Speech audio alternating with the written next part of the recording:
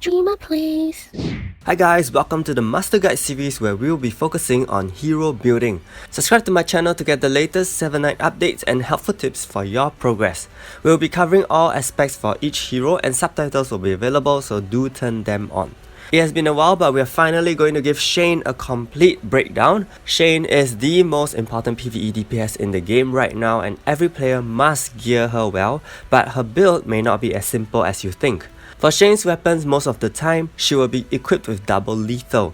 You need to understand that to increase damage output, there are two important damage multipliers involved and they are crit damage and lethal damage. For Shane, her single skill has guaranteed crit and she enjoys a self boost in crit damage. Hence, you will want to maximize the lethal damage multiplier by giving her lethal weapons.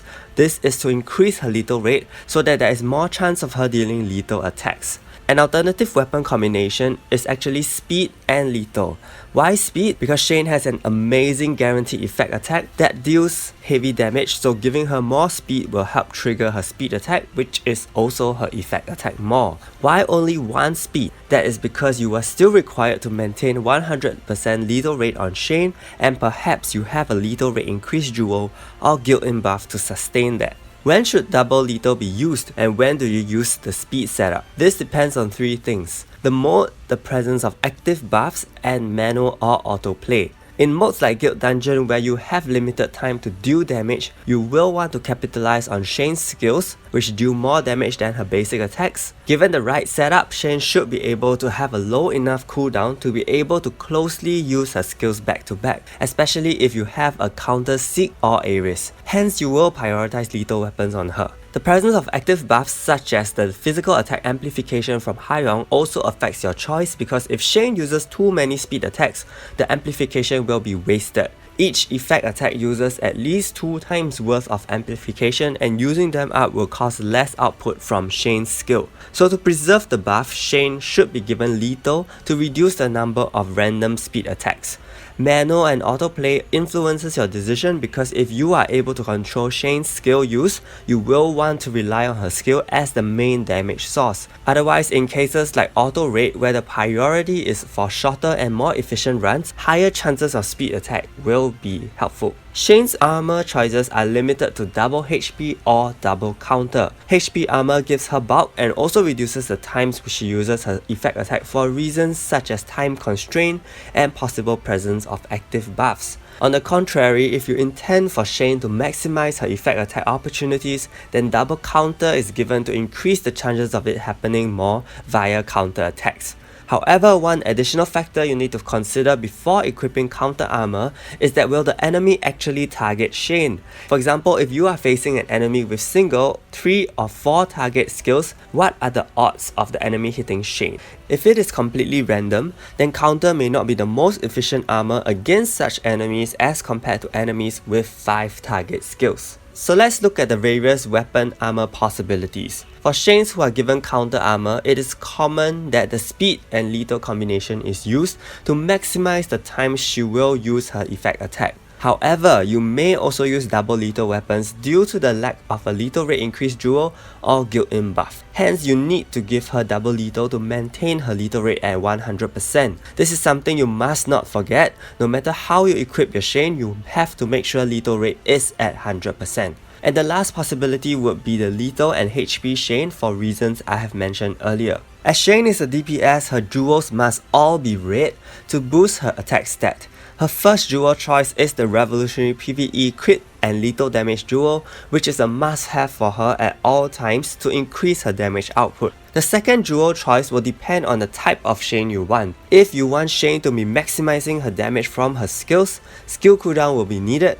If you want Shane to be dealing a lot more with her effect attack, give her the basic attack increase 4-lot jewel. The third jewel choice is situational. The PvE physical attack increase jewel is the go-to jewel if there isn't any unique enemy effects. Reflect immunity, cooldown immunity, and PvE debuff resist jewels come into play when you meet enemies which have reflect, cooldown increase, and CC effects, and you do not have a hero on your team which can provide immunity to those. Also, if for some reason you do not have Rachel on your team, giving Shane the PvE damage duo is recommended. For new players with a fresh Shane and have no special duos and no Rachel, giving Shane a crit damage, lethal rate and damage duo is the best combination. After you have unlocked her exclusive item and gotten Rachel and still have no special duos, crit damage lifesteal counter is the most viable. Shane's accessory choices are less complicated.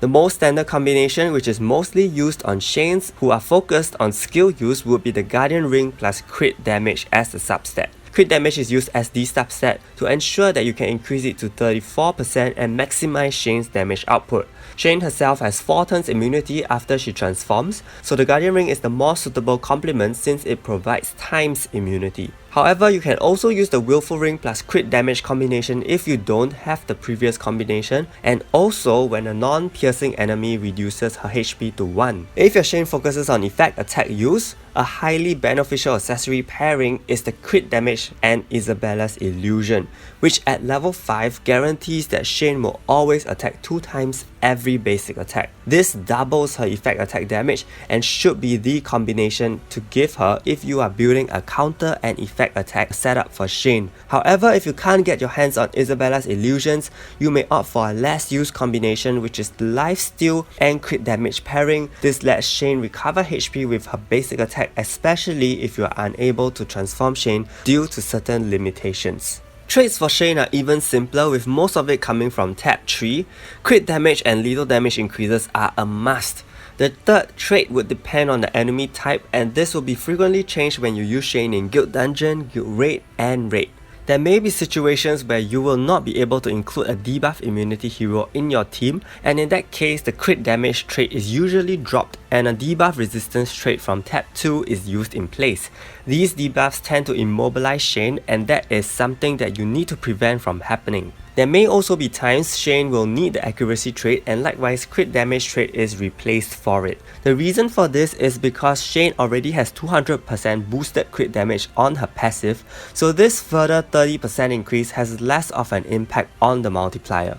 Ideally, for Shane's exclusive item, you will want to unlock all 3 stages so that she can be used in Guild Dungeon 915. If you lack gold and can't hit that far in Guild Dungeon, then stage 3 is actually pretty optional. Stage 1 is the most important as it is one of the factors that maxes out her lethal rate. For Shane's soul skills, they are completely offense oriented. Grade 1 contains the most important soul skills for her, followed by those in grade 3 and 5, which you will have to choose carefully depending on the enemies you put Shane against frequently. Next, we come to a new section of the Master Guide series, and it looks at the importance of costumes. This section is special for certain heroes only, and Shane is one of them.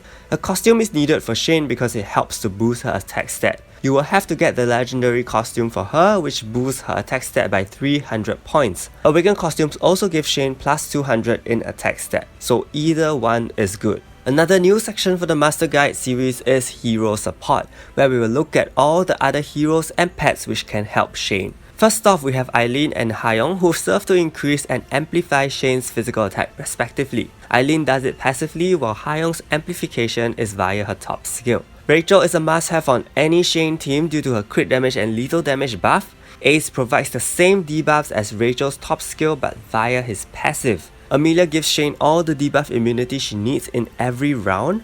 Aragon, Zeke, Ares are all heroes which buff single target damage, which also includes her effect attack. Each of them have their usage depending on the enemy's skill effects. Finally, Platine also helps boost Shane's damage on universal enemies. Also, there are 4 pets which all serve to boost Shane's damage output and I have listed where you could possibly use them as well.